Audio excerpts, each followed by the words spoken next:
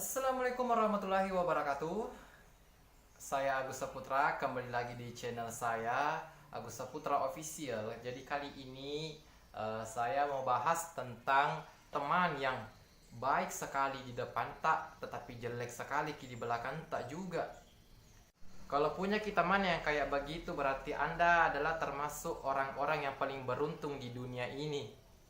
Mengapa? Karena di saat kita berlomba-lomba untuk berbuat kebaikan, dia tuh sibuk urusan tak, nah bukan urusannya dia. Kita santai-santai sama dia, tetapi dia benci dia nggak suka sama kita. Deh. Kita berusaha baik sama dia. Kalau na undang atau na harap datang Kalau minta bantuan kita tolongi. Tapi apa dia kasihkan Tengok jina kasihkan Orang yang kayak begini bagus sekali diseleding teman-teman sekalian. Tetapi kita diajarkan untuk selalu berbuat baik. Jadi tidak boleh mempunyai rasa dendam terhadap orang. Walaupun aja hati na isengi atau na cerita-cerita jelek di belakang tak, santai maka saja. Ada Allah yang catat itu. Pokoknya santai saja dan jangan terlalu pikirkan karena kalau stres itu nanti yang dia harapkan. Kalau stres nanti jalan-jalan di tengah jalan tabrak ke orang, bagaimana itu orang yang benci pasti tepuk tangan Nasemia karena itu harapkan darimu. Apapun yang kau buat atau apapun yang kau perbuat, pokoknya tidak enak sekali lihat itu. Makanya orang-orang yang kayak begini tidak boleh jadi kasih hati.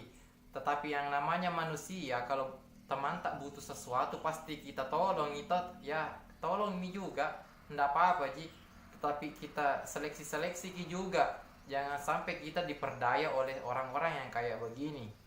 Makanya saya saranku untuk teman-teman sekalian, bijak-bijak dalam memilih teman.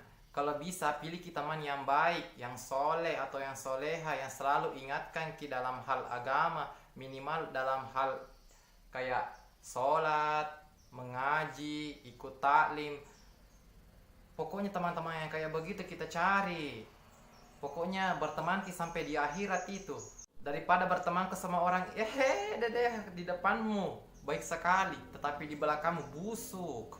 Dunia ini makanya sekali-kali ajak teman tak minum-minum kopi Vietnam itu kayak dulu yang kopi beracun. Atau sekali-kali ajak naik gunung tawa. Terus kalau sampai di puncak dorong sudah payeng dulu karena kayaknya terlalu panjang bicaraku. Jangan sampai terlalu panjang berbicara. Nah lain-lain nanti ku bilang kasar nanti kata-kataku. Kan jelek juga toh. Apalagi temanku nanti ide begitu jipale Agus Cukup sekian dari saya, Agus Saputra. Assalamualaikum warahmatullahi wabarakatuh. Jangan lupa like and subscribe channelku ya. Dan share bagi teman-teman sekalian jika ini bermanfaat. Oke? Bye.